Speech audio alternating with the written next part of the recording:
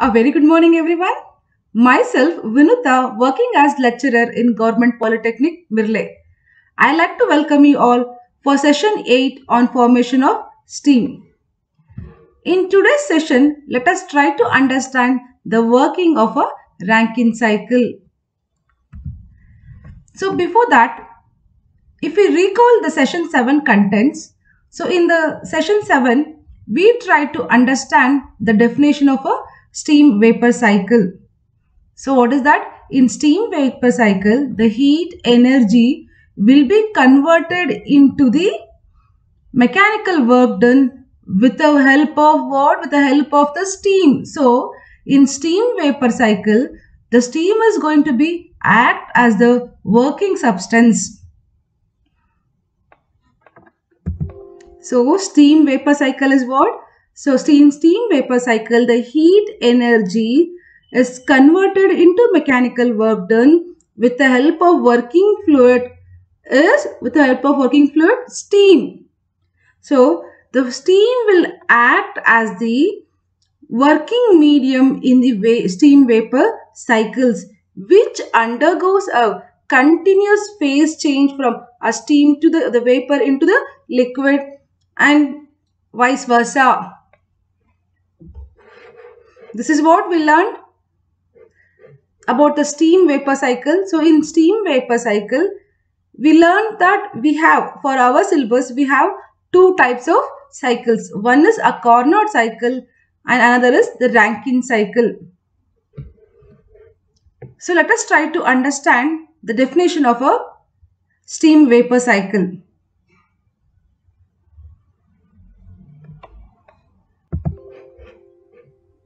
Okay. In the Carnot cycle, we learned that the Carnot cycle consists of what? It consists of four important components: a boiler, a turbine, condenser and a compressor.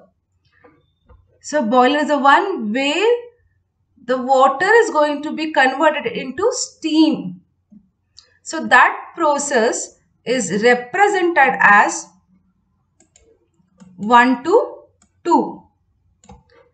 So the process 1 to 2 is called as what? It is called as the isothermal process, or the isothermal expansion process in the Carnot cycle. So similarly, the process 2 to 3. So the steam which is obtained from the boiler will be sent to the turbine. So the expansion of the steam will takes place inside this turbine. So this expansion process is indicated by 2 to 3, where it is a isentropic expansion process. So 2 to 3 is what? It's an isentropic expansion process. So then this expanded steam will enter a condenser. This condensation process is indicated by 3 to 4. So what happens? There is a change of, that is, at a condenser, isothermal compression process. So in this particular process, the volume of the steam will be reduced and the superheated or dry steam will come to a wet steam region. Okay, or it will become a water. So in this particular process, we are not able to identify the condition of the steam. So this is one of the drawback. So this condensed steam will enter into the compressor.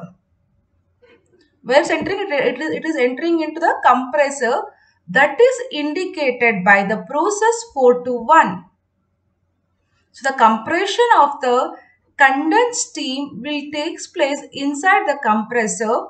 This compression process is carried out by a process called isentropic compression process. That is 4 to 1. So, what are the four processes we understood? The 1 to 2 is the isothermal expansion process, which takes place inside the boiler, and 2 to 3 is the isentropic expansion process which takes place inside the turbine, that is the steam which comes out of the boiler will be expanded inside the turbine. This is indicated by process 2 to 3. The expanded steam enters the condenser where the condensation of the steam will take place. This process is indicated by the process 3 to 4, and this condensed steam will be compressed again in a compressor.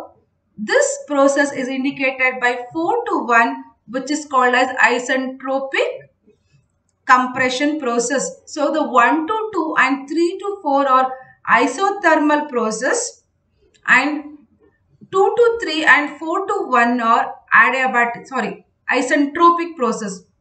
1 to 2 and 3 to 4 are isothermal process, and 2 to 3 and 4 to 1 are isentropic process. So the equation, that is the efficiency of the Carnot cycle is what? It is the efficiency of the work done by the heat supplied. So at the end we got the equation as T1 minus T3 by T1. So it deals with the temperature, the highest temperature and the minimum temperature. So efficiency can be defined as T1 by T3 by T1. This is what we learned in the previous session, and even we learned that what are the limitations of the Carnot cycle. So we told you that in the condensation process, we are unable to identify the condition of the steam. Whether the steam is wet, what is the percentage of wetness, or the steam has been converted into water. This condition is unable to control in the condensation process. And this condensed steam, as I told you, this condensed steam will enter into the compressor.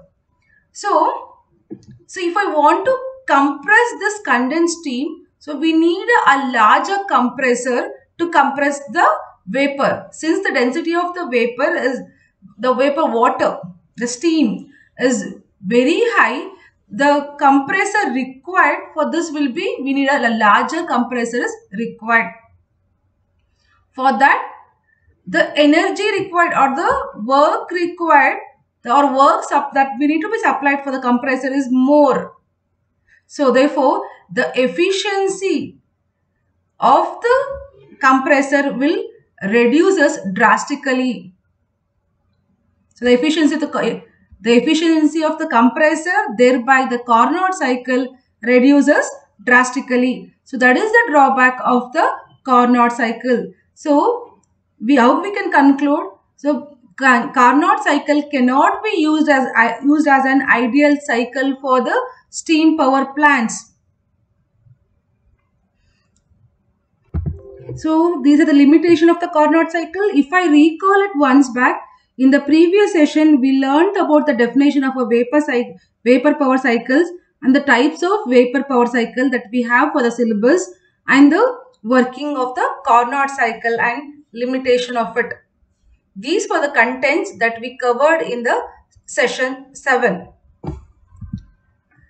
Now let us try to understand about the Rankine cycle. We understood that there are a lot of drawbacks or limitations in the Carnot cycle. That is, we can't identify the condition of the steam which comes, or we can't control the condition of the steam which comes out of the condenser. And the compressor which is required to compress this steam we need a larger compressor. Therefore, the efficiency of the cycle itself will reduce, and the work output will also be very much lower compared to the ideal one. So what I told that the Carnot cycle cannot be used as an ideal cycle for power plants, heat power plants. So then we need an alternate cycle which fulfills all the limitations of the Carnot cycle. Okay, so the cycle which fulfills all the limitations of the Carnot cycle and which is considered as an ideal cycle. And one more thing, what it has to be do? So it has to give a higher efficiency. So how can I define a ranking cycle? So this ranking cycle, so as I told you earlier itself, we have a lot of drawbacks in the Carnot cycle. A simplest way of overcoming the drawbacks of the Carnot cycle in such a way that the deviation from the Carnot cycle is not too much.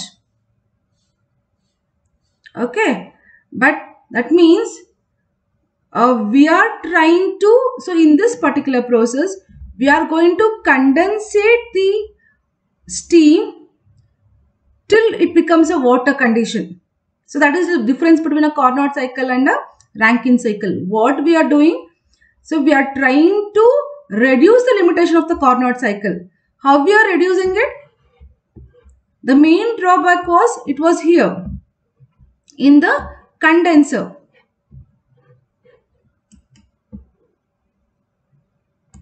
The main drawback was there. I used to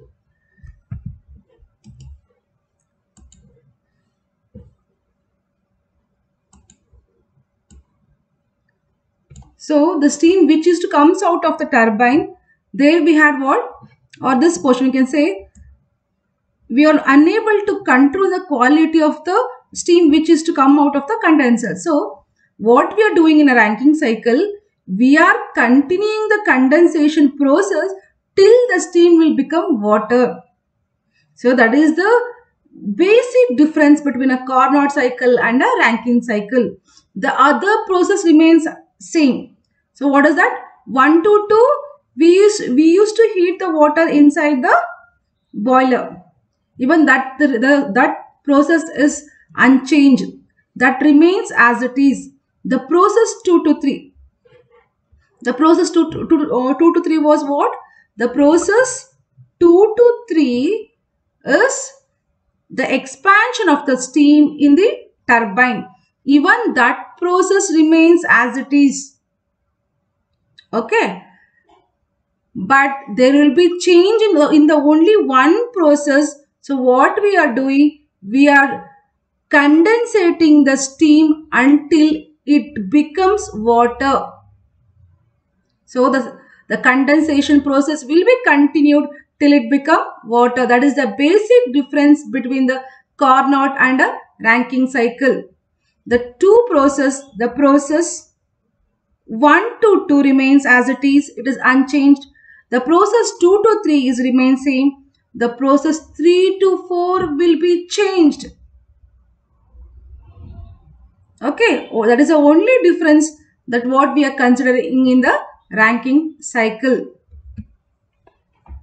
Okay, I think you understood. So Rankine cycle is a one which overcomes the limitation of the Carnot cycle without much deviating it from the Carnot cycle. But what we are doing? We are continuing the condensation process till it becomes a saturation water. So that will be a Rankine cycle. So in Rankine cycle, the Rankine cycle consists of again of 4 important parts: a boiler, turbine, condenser and a pump. What does it consist of? It consists of a boiler, turbine, condenser and a pump. So boiler is used to what? So same thing. I told you the working of the boiler remains as it is in case of a Rankine cycle also. So the boiler is a one which is used to convert or used to boil or to evaporate water into a steam. So turbine is the one way the expansion of the steam is going to take place. Condenser, so where the condensation of the steam will take place. Pump, this pump is used to pump the condense water again into the boiler. So these are the four components that we come across in a Rankine cycle. If we come for the working of the Rankine cycle, let us try to understand or analyze the Rankine cycle with the help of PV and TS diagram. So as I told you, since the drawbacks or limitation of the Rankine cycle is very minimum, we are going to consider the Rankine cycle as an ideal cycle for comparing the performance of steam table. So what we are doing? We are considering the Rankine cycle as an ideal cycle in steam power plants. Then what is this Rankine cycle? As I told you earlier itself, it's a modified form of Carnot cycle in which the condensation process is continued till the steam is completely condensed into water. Okay, so that is the definition of a Rankine cycle. So Rankine cycle is a modified form of Carnot cycle in which the condensation process is continued until the steam is condensed into water. So to identify or to how can I tell this as an ideal cycle? For that particular thing, let us consider 1 kg of saturated water at pressure P1 and temperature T1. I am saying absolute scale. Remember that we are keeping the temperature in Kelvin scale. So that is the meaning if I refer absolute scale. So what we are doing, we are considering 1 kg of saturated water at pressure P1 and temperature T1. Okay.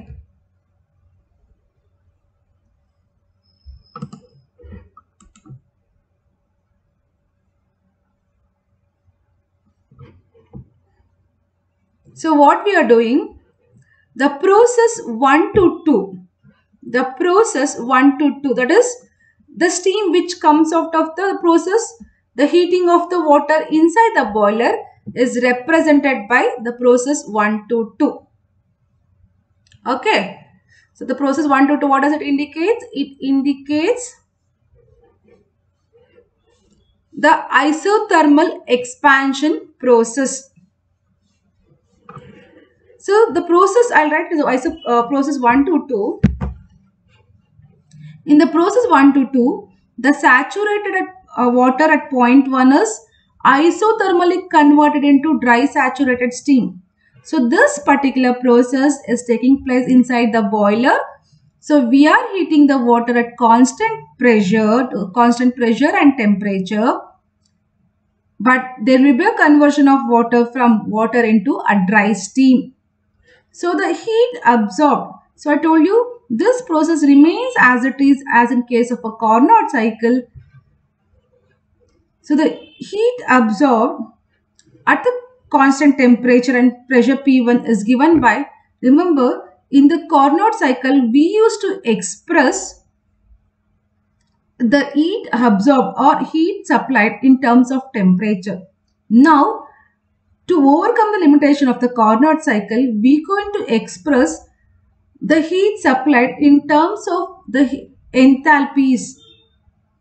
Okay, so we know that if I draw a TH diagram, might 1000 times I have drawn a TH diagram in these presentations. Right. So if I write it 1 minute, I'll take out the pen. So if I draw a TH diagram, what they are telling, we are heating the saturated water inside the boiler to convert into a dry saturated steam. So which is the region is this? It's a latent heat of vaporization. If you remember properly, this region is what? It's a latent heat of vaporization region. So that is what I have told you, the heat absorbed. The heat absorbed by the water or steam is what? The latent heat of vaporization. So since you can see this process is an constant enthalpy process. Therefore, HFG1 will be equal to HFG2. Understood? So, since it's a constant enthalpy process, HFG1 will be equal to HFG2. So, now let us consider the process 2 to 3. In the process 2 to 3, the isentropic expansion. So, the first process was 1 to 2, which was an isothermal expansion. The process 2 to 3 is isentropic expansion. So, this isentropic expansion is represented by the curve 2 to 3, which takes place inside the turbine. So, the expansion of the steam takes place inside the turbine, which is represented by 2 to 3, which is an isentropic expansion process. So, during this particular process, the entropy remains as it is. S2 will be equal to S3. The entropy is same. So, there is no change in the entropy. Since the entropy remains same, we know that entropy is a function of temperature and enthalpy. So, since entropy remains as it is, the heat absorbed will be 0. So, there is no change in or heat supplied or heat rejected during this process will be 0. Understood? So, the first two process which is that the isothermal expansion and isentropic expansion is almost similar to the Carnot cycle, but we are expressing the heat supplied in terms of enthalpy because we are heating a dry or a water, saturated water into a dry saturated water. We are converting the saturated water into a dry saturated water. So, this heating region will lies in a latent heat of evaporization. Hence, we are going to consider enthalpy instead of temperatures. The second process is 2 to 3. It's a constant entropy process. Therefore, since it's a constant entropy process, there will be no heat supplied or no heat rejected will take place. So, the heat supplied or heat rejected will be 0 in this particular case. So, the third process is the isothermal compression process, which is represented by a curve or a straight line 3 to 4. Since we are taking as an ideal condition, we will write a straight line 3 to 4. So, which is a 3 to 4? It is the condensation process. This is only one process which deviates from the Carnot cycle. Okay. So, isothermal compression takes place in the process 3 to 4. So, in this particular process, the wet steam at point 3. So, the wet steam at point 3 is isothermally condensed in a condenser and the heat is rejected at constant temperature. Okay. So, the heat rejected by the steam is its latent heat. Remember that. So, the heat absorbed was what? The heat absorbed was the latent heat of evaporization. Since I had absorbed the latent heat, if I want to reject the heat, then I have to reject the same thing which I had absorbed, right? So, that is a concept. Since I had absorbed the latent heat of evaporization during the heating process, so when I'm giving the heat to the surrounding, which is the heat that must leave the system? The latent heat itself, right? So, that is the thing we have referred it, HF3. What we are doing? We are continuing the condensation process till the steam will become water. Okay, that becomes water. So, that's the reason it has become, so steam is in the condition of water and vapor mixture. That way we have written it as an X3. So, at this particular point, so the steam which comes out of the turbine will be a wet steam. Understood? The steam which comes out of the turbine is a wet steam. So the dryness fraction arises. So I have written x3. At point 3, the value of dryness fraction is x3. Since during this process the water heat will be rejected will be HFG.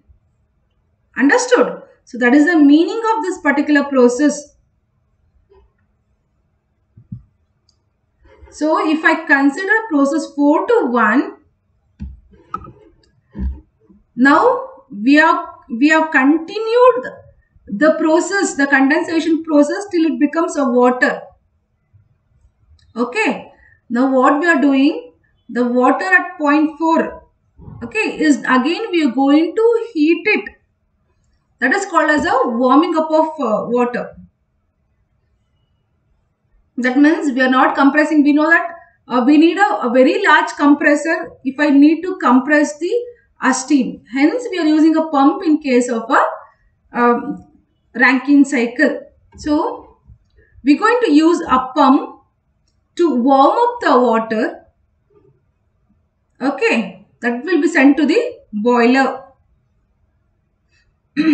This process will take place as constant volume. Remember that. So, in the previous process, there was a increase in or there was a decrease in the volume. It was an isothermal compression process. But the process 4 to 1 is a constant volume process. Remember, that is the major difference if I compare with a Carnot cycle. The process 1 to 4, it takes place inside the pump. What we are doing, we are pumping. We are pumping the water by keeping the volume constant. We are pumping the water from T1 to T4. Can you see this?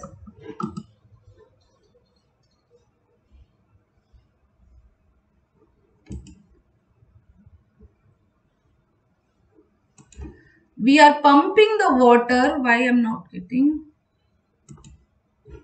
We are pumping it from process 4 to 1. Where how? In a constant volume process, the volume remains same, but there will be increase in pressure. This is what we have a difference between the Carnot and a Rankine cycle. We have a constant volume process, but the temperature will rises from T4 to T1. That is, we are warming. Again, what we are doing? We are heating or we are supplying the heat to the water. So, its pressure, the pressure increases. So, the heat absorbed by water during this operation is equal to the sensible heat. Do you agree with me? So, we have converted the water. Now, we have a, just remember that now we have a water. So, heating of water from 0 to till it reaches a boiling point is called a sensible heat itself, right? So, the heat absorbed during this process is given by the sensible heat. Understood? So, the water at point 4 is warmed in the boiler at constant volume. Or in the pump, we can say it's not a boiler. So, you can say I can pump. We are pumping it to the boiler from T4 to T1. This heat absorbed is called as sensible heat. Okay, now let us try to find out the efficiency of the Rankine cycle. Let us consider HF1 equals HF3. That is the sensible heat or enthalpy of the water at point 1. So, since we are supplying the water, so it will be a sensible heat. HF1, HF3 will be a sensible heat. And HF4 and HF3 is a sensible heat at point 4. We are taking the sensible heat for the corresponding point. That's it. Okay. So, if you recall that, so in this process, in the Rankine cycle, we have two heat supply process. We are supplying the heat in this process also, and even this process we are supplying the heat. This process, supplying of heat for this particular process, is called as heat warming process. Why just we warming? Just we are trying to increase the temperature of the water, hence it is called as a warming process. In the process 1 to 2, we are converting the saturation water into a dry steam or a superheated steam. So we have two stages. In two process we are supplying the heat to the system. That is a point that you need to remember in a Rankine cycle. In two process we are supplying the heat. So the process 4 to 1. That's what we have indicated, the process 4 to 1. In process 4 to 1 we have given name of sensible heat. Okay, so the heat absorbed during the warming process,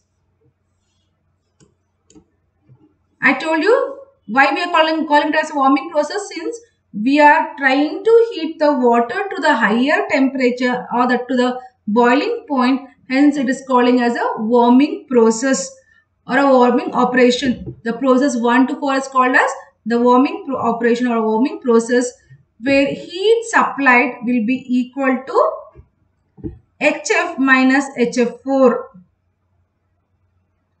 Since HF1 is equal to HF2, that will be equal to HF3. You have to remember this.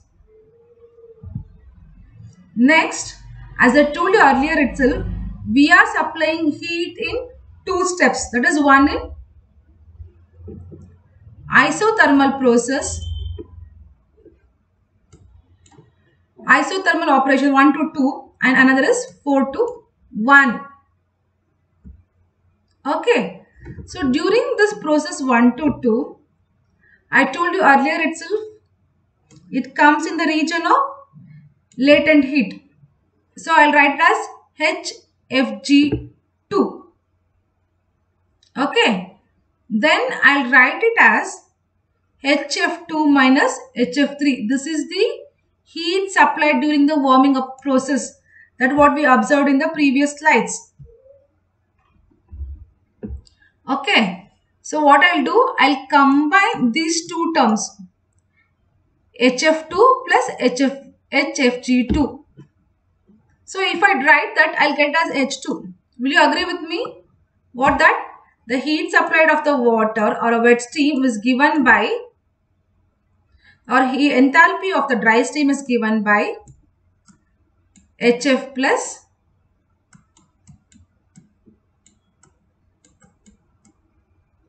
HFG.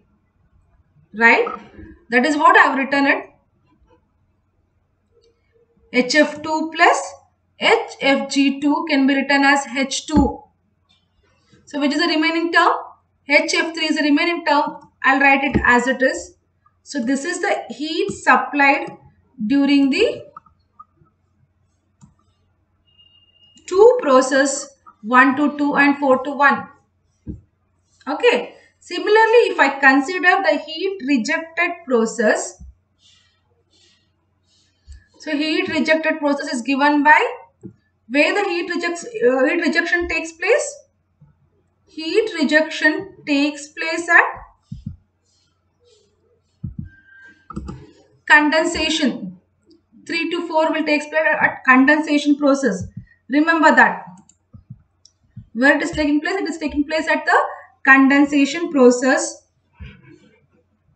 So it's a difference of H3. You will get a very clear idea if you have a enthalpy diagram, enthalpy entropy diagram, then you clearly understand this concept. Now you remember that the heat rejected during this cycle is H3 minus HF4. Okay. So the steam which comes out of the turbine will be a wet steam. This point I already told you in the initial condition itself. The steam which comes out of the turbine will be a wet steam. Hence I'll write H3 as HF3 plus X3 into HFG3 minus HF4. Okay, so in the previous slides also I told you HF3 will be equal to HF4.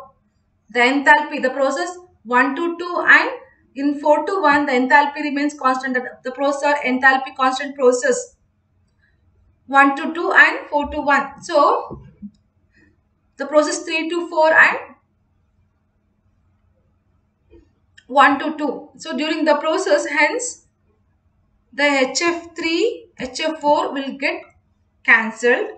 We are remaining with X3 and HFG3. So this is the heat rejected during the process. So the heat supplied during the process was H2 minus HF3. Heat rejected is X3 into HFG3. So the work done during this cycle is given by what? Heat absorbed by heat rejected. So the heat absorbed is what? H2 minus HF3. Heat rejected is X3 into HFG3. Okay. So I'll combine these two terms. Okay. If I combine that, I'll get HF3 plus X3 into HFG3. So this term I can write as H3, right? So the work done during the cycle will be given as H2 minus H3. Therefore, what do you mean by efficiency? Efficiency means it's output by the input. What is the output we are getting? The work done is the output and heat supplied is the input. Okay. So what is the output we have? H2 minus H3. What is the heat supplied? It is H2 minus HF3. So this is the equation to find out the efficiency in the Rankine cycle. So how can I define the work done? It's heat absorbed or heat supplied minus heat rejected. So this work done we get it as H2 minus H3. Therefore efficiency will be given as work done by heat supplied. So the efficiency of the Rankine cycle is given by H2 minus H3 by H2 by HF3. So I have given a video link of the video for the how the Rankine cycle works. In later you can watch the video. So in today's session we give a very brief idea about the Carnot cycle and in detail we studied the working of the Rankine cycle. Thank you one and all for watching the video. Once again, thank you.